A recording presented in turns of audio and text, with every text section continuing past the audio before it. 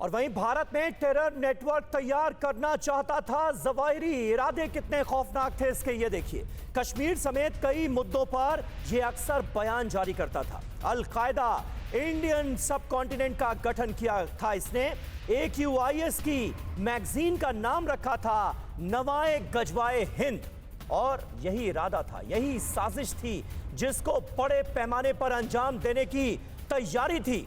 लेकिन उससे पहले ही जवाहिरी को अमेरिका ने ड्रोन अटैक में कर दिया ढेर।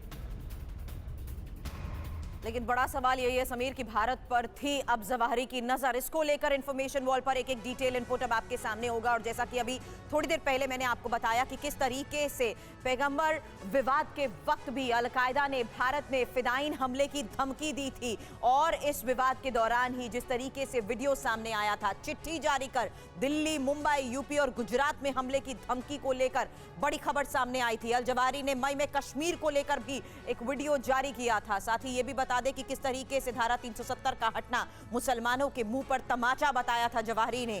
और इस बीच कश्मीर मुद्दे पर भारत का समर्थन करने पर अरब देशों की आलोचना भी की गई थी।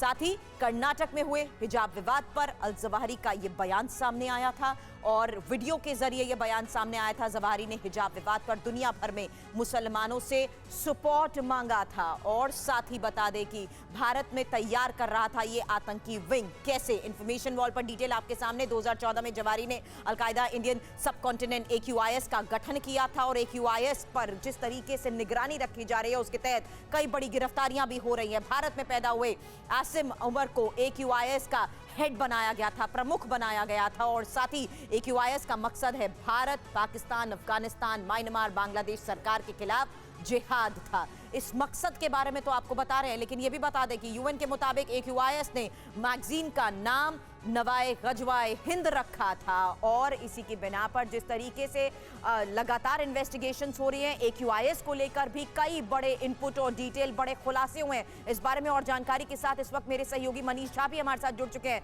मनीष, AQIS, उसकी भूमिका और उसका नेक्सस जिस तरीके से बढ़ रहा था, भारत में भी सुरक्षा अलर्ट के तहत बड़ी खबर पर जितेंद्र ने जानकारी दी, लेकिन इस पूरे नेक्सस को लेकर भी कई बड़े खुलासे अभी तक की इन्वेस्टिगेशन में हो चुके हैं। जी हाँ, बिल्कुल। देखिए, जिस तरीके से हमने देखा है कि अल जवाहिरी का जो प्राइम फोकस था वो भारत या फिर एशिया के कुछ और देश थे। और भारत के खिलाफ लगातार जवाहिरी जहर उगलता रहता था। हालांकि शायद यही परिणाम हुआ कि जवाहिरी की मौत की एक बड़ी वजह ये थी कि भारत के खिलाफ जहर उगलना। क्योंकि भारत के खिलाफ जहर उगलते हुए जो फरवरी मार्च में भारत में चल रहे हिजाब विवाद को लेकर जो जवाहिरी ने टिप्पणी की थी, 9 मिनट का एक वीडियो जारी किया था, वो एक बड़ा अहम सुराग साबित हुआ था अमेरिकन एजेंसियों के लिए, जिसके जरिए जवाहिरी को ट्रैक करना संभव हो पाया था। लेकिन इससे पहले भी देखें, मसला चाहे धारा 370 का हो, चाहे मसला कश्मीर का हो, या फिर समय समय पर, बल्कि कई बार ऐसा भी होता था कि अल जवाहिरी जिंदा है इसका सबूत इसी से पता चलता था कि वो भारत या आसपास के किसी और देश को लेकर वो बयानबाजी करते रहते थे। और आखिरी परिणाम तब हासिल हुआ जब अप्रैल में 9 मिनट का जो वीडियो जारी हुआ और जब वो मीडिया तक पहुंचा तो CIA ने उसे ट्रैक करना शुरू किया कि वो वीडियो कहां से आया है, किस तरह से आया है। वो एक अहम क्लू CIA के लिए और अमेरिकन एजेंसी के लिए थी, जिसके जरिए काबुल के उस ठिकाने तक पहुंचा जा सका और आखिरकार कल सुबह में उसे अंजाम तक पहुंचाया गया। अच्छा मनीष, इस ऑपरेशन से जुड़ी एक एक माइन्यूट डिटेल आपने दर्शकों के साथ साझा की है। मुझे यह बताइए कि इस बड़े ऑपरेशन को अंजाम दिए जाने के बाद तालिबान की तरफ से जो आधिकारिक प्रतिक्रिया सामने आई है उसमें क्या कहा गया है? क्योंकि हमने देखा जब तक जो बाइडेन अपने संबोधन में इस ऑपरेशन और इसकी कामयाबी का ऐलान नहीं कर देते, तब तक तालिबान के मुंह से चू तक नहीं निकली।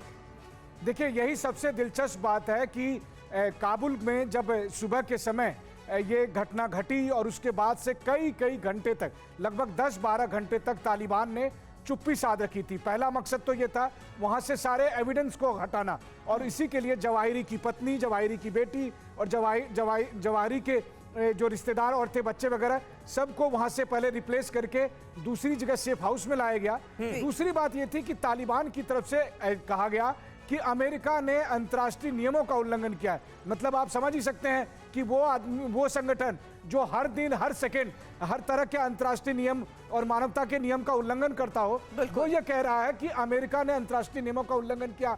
दोहा समझौते के तहत, दोहा के समझौते के तहत दरअसल तालिबान को ये एक छोटा सा तालिबान को ये राहत मिली इन्फॉर्मेशन थी। आपसे जरूर चाहूंगी, समय कम है, लेकिन इस बीच आपसे ये जरूर जानना चाहूंगी कि किस तरीके से अलकायदा के बिखराव की हम सुबह से जिस तरीके से चर्चा कर रहे हैं, समय समय पर वीडियो जारी कर उसने अपनी मौजूदगी दर्ज कराई है, लेकिन भारत में जो नेक्सस बढ़ा है, भारत के अलग अलग स्टेट से मिलते इंफॉर्मेशन इनपुट ने भारत की चिंता जरूर बढ़ाई है, इसीलिए सुरक्षा अलर्ट।